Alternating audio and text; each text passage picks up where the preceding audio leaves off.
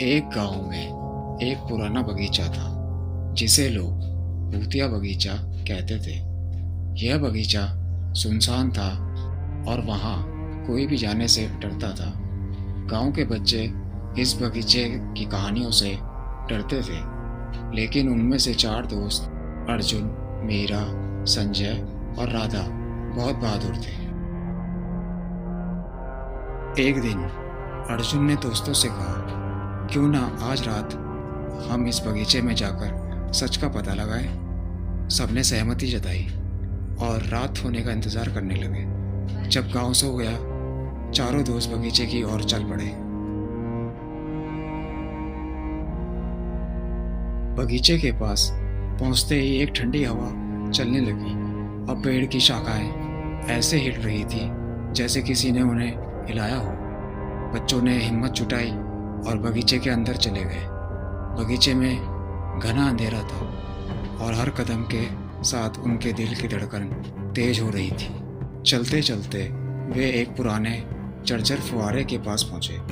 अचानक फुहारे से पानी बहने लगा, जबकि उसे सालों से किसी ने चलाया नहीं था। चारों दोस्त घबरा गए, लेकिन अर्जुन ने कहा, यह सिर्फ पुरानी चीजें हैं, इसमें डरने की कोई बात नहीं है। तभी मीरा ने देखा कि एक पेड़ के पीछे कोई छाया हिल रही थी। वो देखो। मीरा ने इशारा किया। सबने ध्यान से देखा और सचमुच एक छाया थी जो धीरे धीरे उनकी ओर बढ़ रही थी।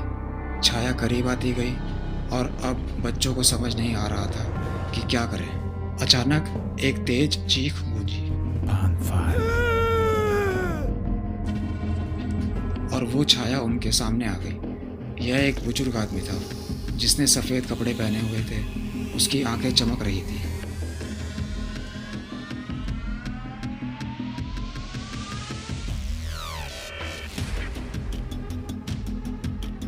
तुम यहाँ क्यों आए हो? उस आदमी ने गुस्से से पूछा।